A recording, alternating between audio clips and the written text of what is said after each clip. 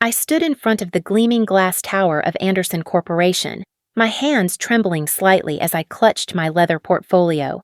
The morning sun reflected off the pristine windows, creating an almost ethereal glow around the building that housed one of the city's most prestigious marketing firms. Everything about this place screamed success, from the marble lobby to the designer furniture visible through the floor-to-ceiling windows. This was it. This was my chance to finally prove myself, to show everyone that Sarah Mitchell wasn't just Jessica's little sister. The receptionist's smile was warm and professional as she directed me to the 20th floor. "Ms. Mitchell is expecting you," she said, and for a moment I felt a flutter of pride. Ms. Mitchell, that was me. Not Jessica's sister, or the other Mitchell girl, but Sarah Mitchell, MBA graduate with honors, ready to take on the world. The elevator ride felt like an eternity. I'd spent weeks preparing for this interview, researching every aspect of Anderson Corporation's client portfolio, memorizing their recent campaigns, practicing my responses until they were perfect. This senior marketing strategist position was exactly what I'd been working toward my entire career. The salary alone would finally give me the independence I'd craved since college. But there was something else, something I couldn't quite shake. When I'd first seen the job posting, I'd noticed the HR contact was J. Mitchell. It couldn't be Jessica, could it? My sister had mentioned working for a marketing firm, but she'd been deliberately vague about which one. The thought had nagged at me for days, but I'd pushed it aside. Chicago was a big city. There were probably dozens of J. Mitchells in corporate HR. The 20th floor was even more impressive than the lobby. Modern art lined the walls, and the open office concept buzzed with the quiet energy of focused professionals. I straightened my blazer, the navy one I'd splurged on specifically for this interview, and approached the reception desk. "Sarah Mitchell for the 10 a.m. interview," I announced, trying to project confidence despite the butterflies performing aerial acrobatics in my stomach. The receptionist checked her computer and nodded. "Perfect timing. Conference room A is just down the hall. Ms. Mitchell will be with you shortly." Conference room A was a glass-walled sanctuary of professionalism. The mahogany table could easily seat 12, and the wall-mounted screen displayed the Anderson Corporation logo in sleek silver letters. I took a seat facing the door, arranged my portfolio neatly in front of me, and tried to calm my racing heart. That's when she walked in. Jessica Mitchell, my sister, the golden child, the one who'd always been 2 steps ahead of me in everything, stood in the doorway holding a tablet and wearing an expression I'd seen 1,000 times before. It was the look she'd given me when I'd announced I was switching majors, the look she'd worn when I'd told the family about my MBA acceptance, the look that said, "Oh, Sarah's trying again. Well, she said, closing the door behind her with a soft click. "Look what the cat dragged in." The professional smile I'd been practicing vanished. "Jessica, you work here?" "I don't just work here, little sister. I'm the senior HR manager." She took the seat across from me, her movements deliberate and controlled. "I handle all senior-level hiring decisions." The way she emphasized senior level made my stomach drop. This wasn't going to be a fair interview. This was going to be Jessica doing what Jessica did best, reminding me exactly where I stood in the Mitchell family hierarchy. "I didn't know," I said, trying to keep my voice steady.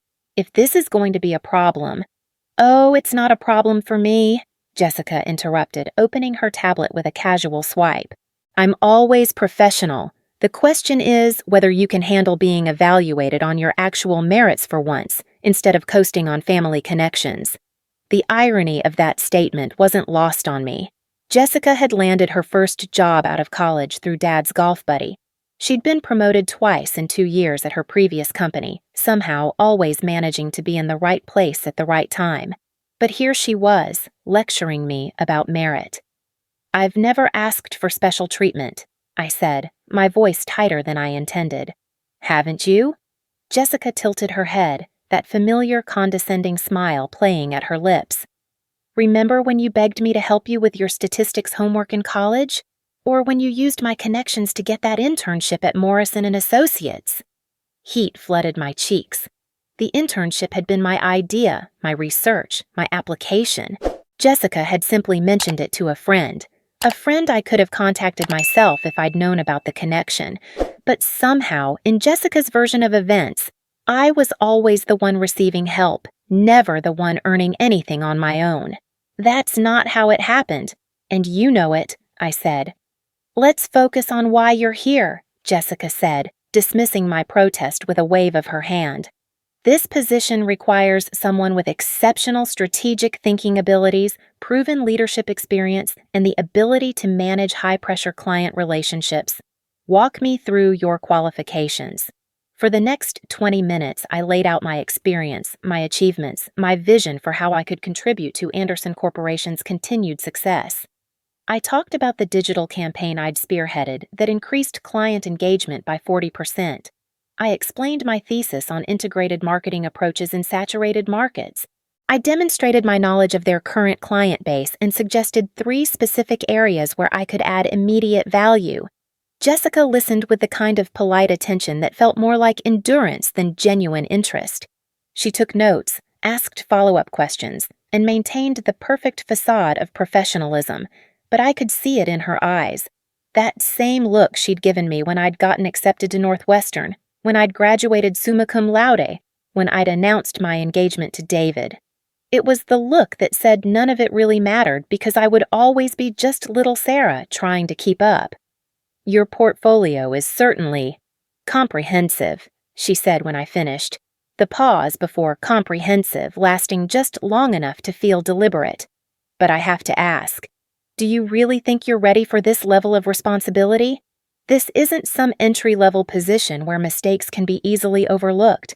Our clients expect excellence, not potential. The words hit like physical blows. I believe my track record speaks for itself. Does it, though? Jessica leaned back in her chair, studying me with the analytical gaze she'd perfected in childhood. I see a lot of supervised projects here. Group efforts where your individual contribution is difficult to measure. Tell me about a time when you single-handedly delivered results under pressure. I launched into the story of the Brennan Industries crisis, how I'd worked 70-hour weeks to salvage a campaign when our primary contact unexpectedly left the company, how I'd rebuilt relationships, restructured the entire approach, and delivered the project not just on time, but under budget. It was one of my proudest professional achievements, a genuine success that belonged entirely to me. Jessica nodded along, her expression carefully neutral. When I finished, she made a few more notes on her tablet, then looked up with a smile that didn't reach her eyes. That's an interesting story, Sarah. Very ambitious. But I have to wonder, and please don't take this the wrong way, whether you're being entirely honest about your role in that success. The timeline you've described seems rather aggressive for someone at your experience level. The implication was clear. She thought I was lying, or at least exaggerating, the same way she'd accused me of exaggerating when I'd told the family about making Dean's List or when I'd mentioned the scholarship I'd earned for my master's program. In Jessica's world, my achievements were always questionable, always somehow less impressive than they appeared. Every detail I've shared is documented in my performance reviews, I said, my voice steady despite the anger building in my chest. Of course it is, Jessica said, her tone suggesting she found my defensive response telling. Look, Sarah, I appreciate you coming in today. I really do. But I think we both know that this position might be a stretch for you. Andersen Corporation has very high standards, and our clients are sophisticated. They expect to work with senior-level strategists who can hit the ground running from day one. The subtext was deafening. I wasn't good enough. I wasn't senior-level material. I was still just little Sarah, reaching for things beyond my grasp. Maybe you should consider applying for one of our coordinator positions, Jessica continued, her voice taking on that helpful, big sister tone that I'd grown to despise. Build up some more experience. Prove yourself at a more appropriate level first. The room felt smaller suddenly, the glass walls closing in like a transparent prison. This wasn't an interview anymore. This was an execution. Public, methodical, and designed to put me firmly back in my place. I'm qualified for this position, I said, my voice barely controlled. My credentials speak for themselves. Jessica sighed, the sound perfectly calibrated to convey patient disappointment. Sarah, honey, I'm trying to help you here. You're my sister. Do you really think I want to see you fail? But this isn't college anymore. This isn't some academic exercise where effort counts as much as results. This is the real world, and the real world doesn't grade on a curve. She stood up, smoothing down her skirt with practiced precision. For a moment, she looked almost sympathetic, the way she used to when we were kids and she'd beaten me at some game I'd thought I could win. Look, I'll be honest with you because we're family, she said, moving around the table to where my portfolio sat. You're not even qualified for this position. The words hit me like a slap. Not just the content, but the casual way she delivered them, as if my inadequacy was so obvious that pointing it out was almost a kindness. Before I could respond, Jessica picked up my portfolio, my carefully assembled portfolio with its letters of recommendation, performance reviews, and project samples, and walked over to the wastebasket in the corner of the room. You're wasting everyone's time here, including your own, she said, and then, with a gesture so casually cruel it took my breath away, she dropped my portfolio into the trash. The sound of my professional life hitting the bottom of that wastebasket echoed in the suddenly silent room. Papers scattered, my carefully organized presentation of everything I'd worked for reduced to garbage by my own sister. I stared at the wastebasket, then at Jessica, then back at the wastebasket. The portfolio that had taken me weeks to prepare, that represented years of effort and achievement, sitting among discarded coffee cups and crumpled memos like it meant nothing at all. Jessica, I whispered, my voice barely audible. How could I what? Be honest? Someone has to be. She returned to her seat, picking up her tablet as if nothing had happened. I'm doing you a favor, Sarah. Better to learn your limitations now than to embarrass yourself in front of actual clients. The cruelty of it was breathtaking. Not just the act itself, but the casual certainty with which she'd done it. As if throwing away my portfolio was as natural as filing paperwork, as ordinary as any other administrative task in her day. I felt something breaking inside me, some fundamental belief I'd held about family, about fairness, about the basic human decency I'd assumed even Jessica possessed. This wasn't professional evaluation. This wasn't honest feedback. This was systematic destruction, deliberate and thorough. You know what your problem is, Sarah? Jessica continued, her voice taking on that lecturing tone she'd perfected in childhood. You've never learned to accept reality. You've spent your whole life chasing after things you're not cut out for, and now you're upset when someone finally tells you the truth. I couldn't speak, couldn't move, couldn't process what was happening. This was my sister, the person who'd taught me to ride a bike, who'd shared a room with me for 12 years, who'd been the maid of honor at my engagement party 6 months ago. The same person who was now looking at me with something approaching pity, as if my devastation was just another sign of my fundamental inadequacy. Maybe it's time to consider a different path, Jessica said gently, the kindness in her voice somehow more devastating than outright cruelty would have been. There's no shame in recognizing your limitations. Not everyone is cut out for high-level corporate work. Maybe you'd be happier in a smaller company, somewhere the expectations aren't quite so demanding. The words washed over me like poison, seeping into every crack in my already fragile confidence. This was what Jessica did best. She didn't just defeat you, she convinced you that defeat was inevitable, that your dreams were always just delusions waiting to be corrected by reality. I thought about David, about how excited I'd been to tell him about this interview, how proud he'd been when I'd gotten the call for a second round. I thought about the plans we'd made, the life we'd envisioned, all of it built on the assumption that I was capable, competent, worthy of professional success. What would I tell him? How could I explain that my own sister had thrown my portfolio in the trash and dismissed me like an unqualified intern? How could I admit that maybe Jessica was right, maybe I'd been fooling myself all along? The glass walls of the conference room felt like they were closing in, the corporate excellence of Anderson Corporation suddenly seeming less like inspiration and more like a monument to everything I would never achieve. Jessica's carefully styled success, her position of authority, Her casual ability to destroy my prospects, it all felt like proof of what I'd always secretly feared, that I would never be good enough, that I would always be the lesser Mitchell sister, reaching for things that belonged to people like Jessica, people who were born knowing their place in the world's hierarchy of worth. I stared at my portfolio in the wastebasket, at the scattered papers that represented everything I'd worked for, everything I'd believed about myself. The silence in the room was deafening, broken only by the soft hum of the air conditioning and the distant sounds of a successful corporation conducting its business without me. This was it. This was my moment of complete defeat, orchestrated by the person who was supposed to love me most in the world. The golden child had spoken, and the verdict was final. Sarah Mitchell was not even qualified. The silence stretched between us like a chasm, Jessica's words hanging in the air like a death sentence. I sat frozen, staring at my portfolio in the trash, my entire professional identity reduced to waste paper by the person who was supposed to know me best. The weight of her judgment pressed down on me like a physical force, making it hard to breathe in the suddenly suffocating conference room. "I think we're done here," Jessica said, her voice carrying that final note of dismissal I remembered from childhood.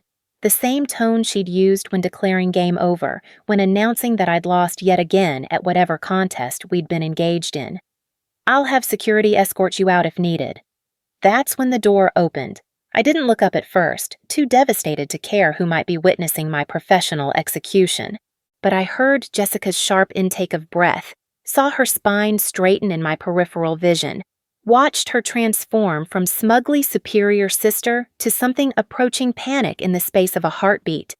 "David?" Her voice cracked slightly on the name, and something in that crack made me finally raise my head. There he was, standing in the doorway like an answer to a prayer I didn't even know I'd been making.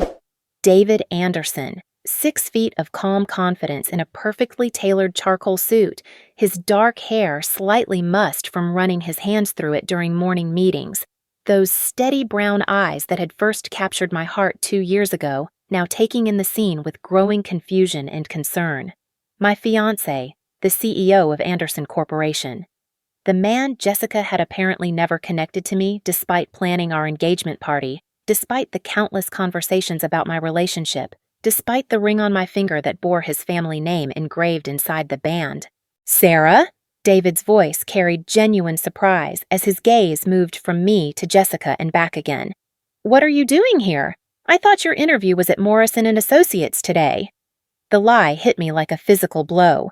In my devastation, I'd forgotten I'd told him the interview was somewhere else.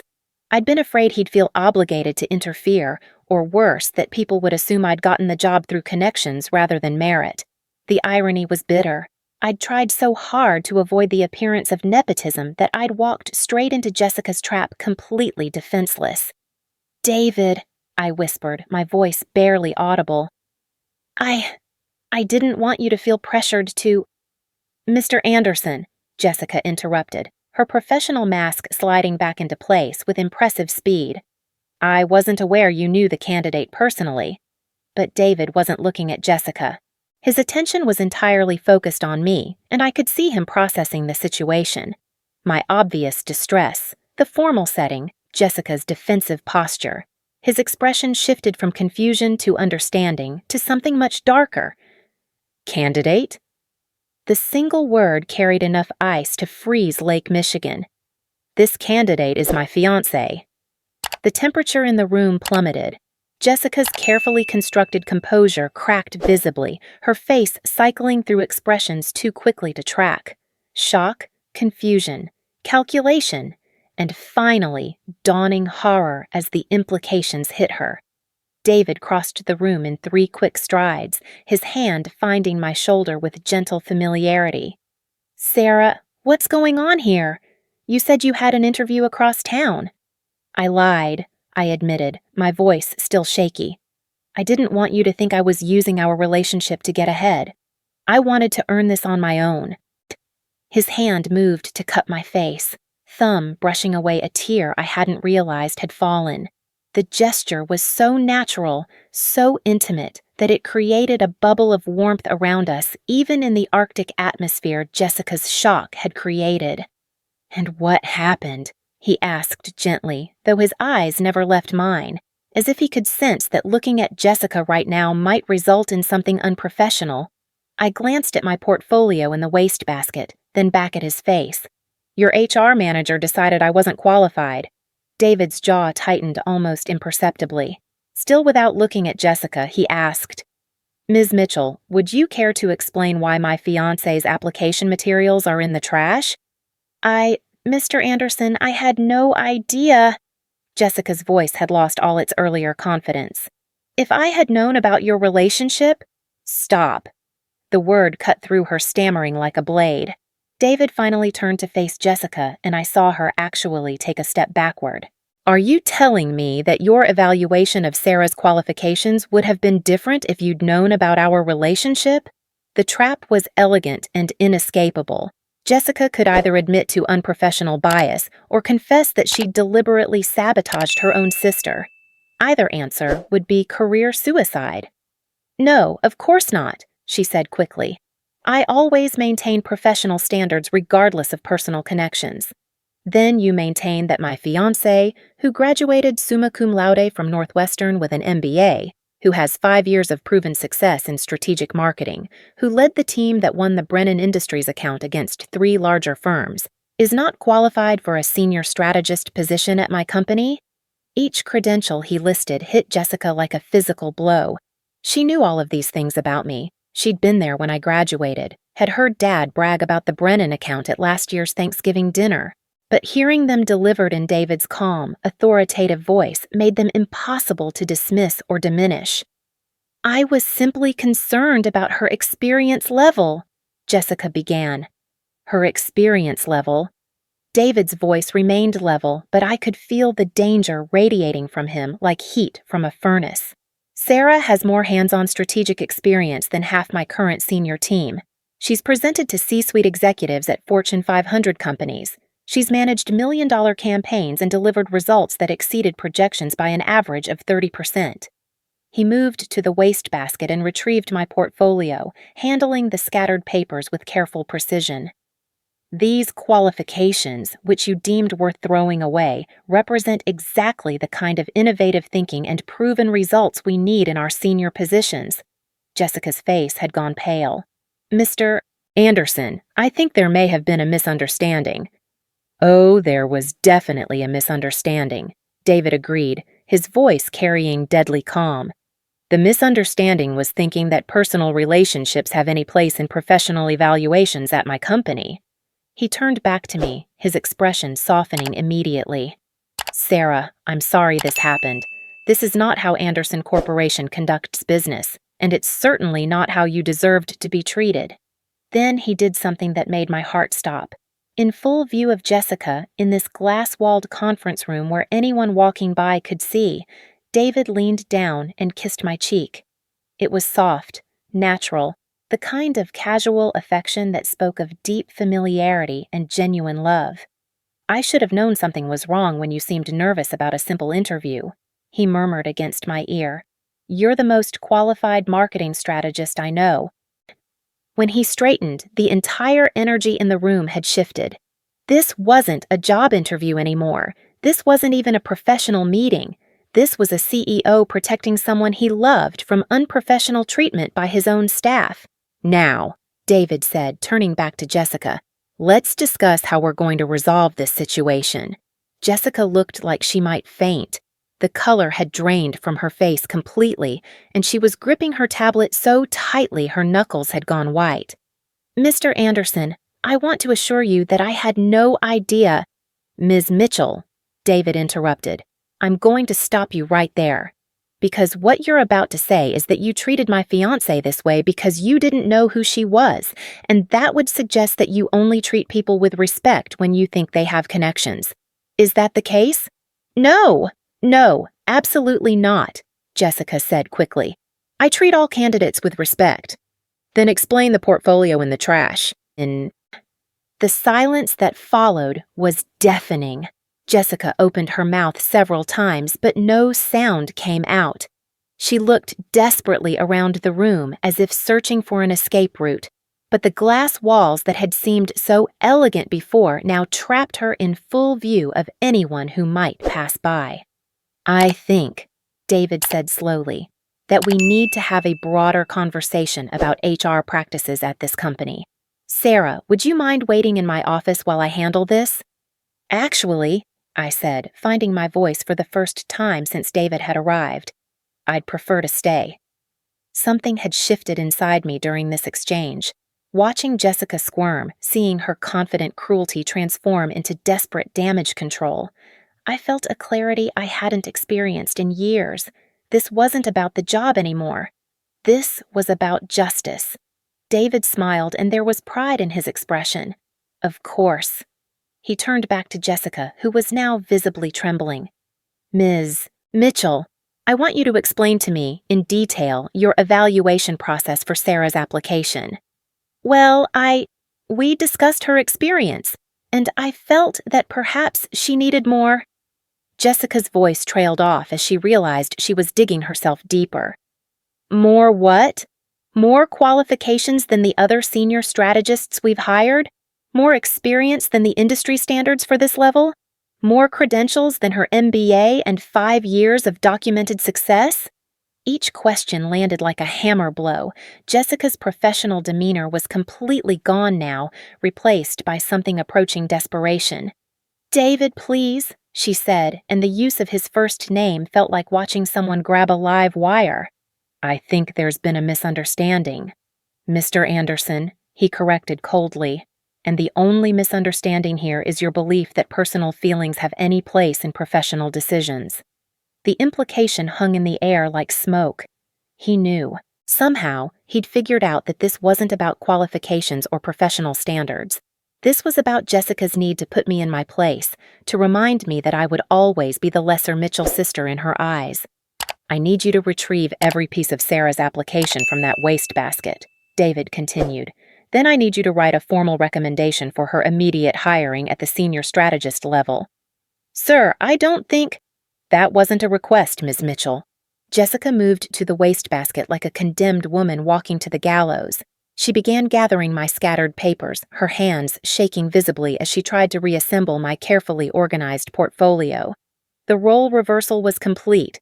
The woman who'd thrown my professional life away was now literally picking up the pieces, trying to put back together what she'd so casually destroyed. "Sarah," David said, his voice gentle again, "I want you to know that this behavior is absolutely not representative of our company culture. Every employee deserves to be evaluated fairly, regardless of their connections or lack thereof." I nodded, not trusting my voice. Watching Jessica crawl around collecting my papers was satisfying in a way that surprised me. Not because I enjoyed her humiliation, but because for the first time in my life, her actions had consequences that she couldn't charm or manipulate her way out of. "Ms. Mitchell," David said when Jessica had finished reassembling my portfolio, "I want you to sit down and write that recommendation now. And I want you to do it thoroughly and professionally, highlighting Sarah's qualifications and suitability for the position." Jessica returned to her seat. Her earlier confidence completely evaporated. She opened her tablet with shaking hands and began typing, stealing nervous glances at David every few seconds. The silence in the room was profound. I could hear the soft clicking of Jessica's typing, the distant hum of office activity, the subtle sounds of a corporate environment that had seemed so intimidating an hour ago and now felt like territory I belonged in. David's hand found mine under the table, his fingers intertwining with mine in a gesture of support that felt like an anchor in the storm. The man I'd fallen in love with, the partner I'd chosen to build a life with, had stood up for me without hesitation. Not because I was his fiancé, but because what had happened to me was wrong. "I should fire you," David said suddenly, his voice cutting through the typing sounds. Jessica's hands froze over her tablet. "What you did today was unprofessional, discriminatory, and completely contrary to everything this company stands for." "Please," Jessica whispered.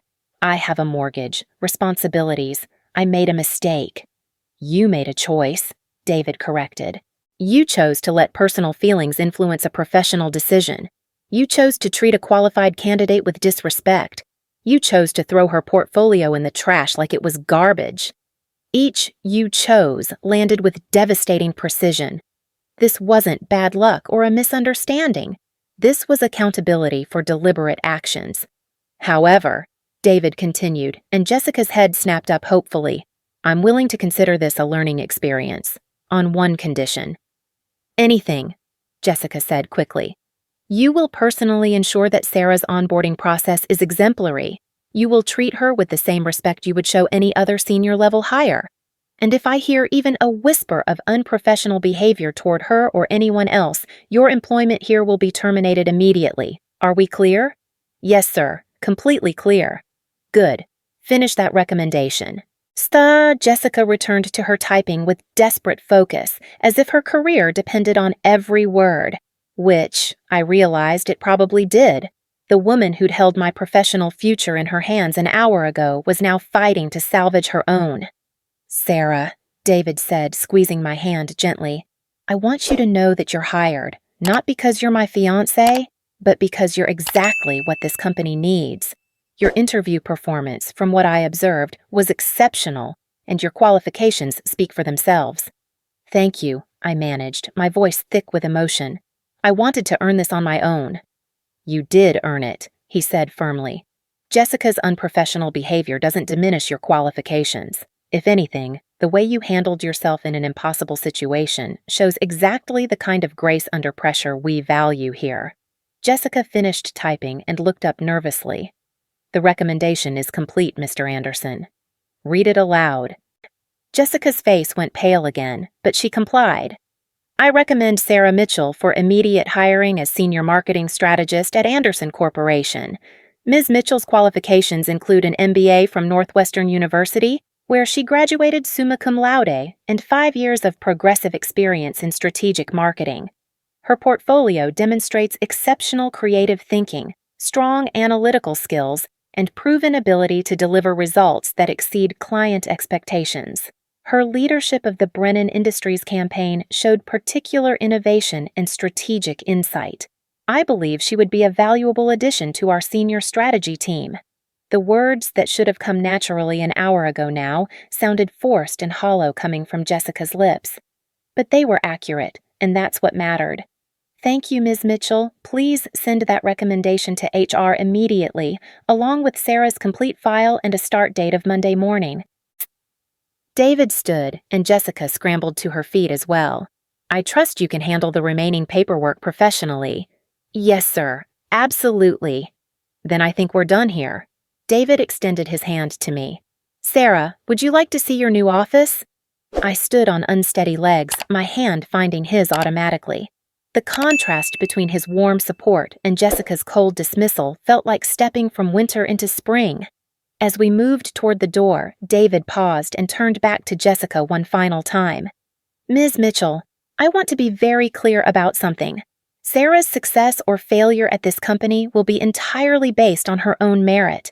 I expect her to be evaluated fairly, assigned challenging projects, and given the same opportunities as any other senior strategist. Her relationship to me should never be a factor in her professional treatment, positive or negative. Do we understand each other? Yes, sir, completely. Good. We left Jessica standing in that glass conference room, clutching her tablet like a lifeline, surrounded by the wreckage of her assumptions and the consequences of her choices.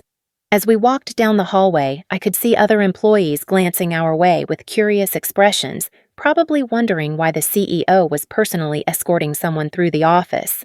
Your office is on the 22nd floor, David said as we reached the elevator. Corner space with a view of the lake. I think you'll like it. David, I said as the elevator doors closed, I don't know how to thank you. You don't need to thank me for expecting basic professionalism from my employees, he replied. What Jessica did was wrong, Sarah. You deserved better. The elevator climbed smoothly toward the 22nd floor, carrying me away from the worst professional experience of my life and towards something I'd never dared to hope for. A senior position at one of the city's most prestigious firms, earned through my own qualifications and defended by someone who believed in my worth.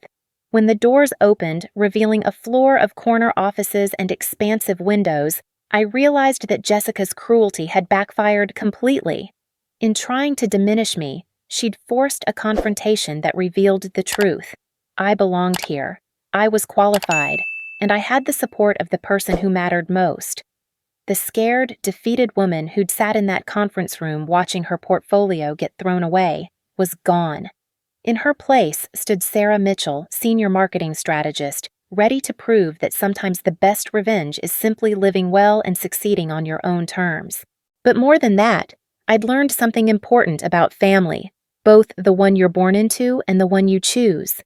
Jessica would always be my sister, but David was my partner, my champion, my chosen family. And in that conference room, when it mattered most, he'd shown me what true support looked like. As I followed him toward my new office, toward my new life, I felt the last pieces of my old insecurity falling away. Jessica's opinion of my worth no longer mattered. What mattered was the work I would do, the contributions I would make, and the life I would build with someone who saw my value clearly.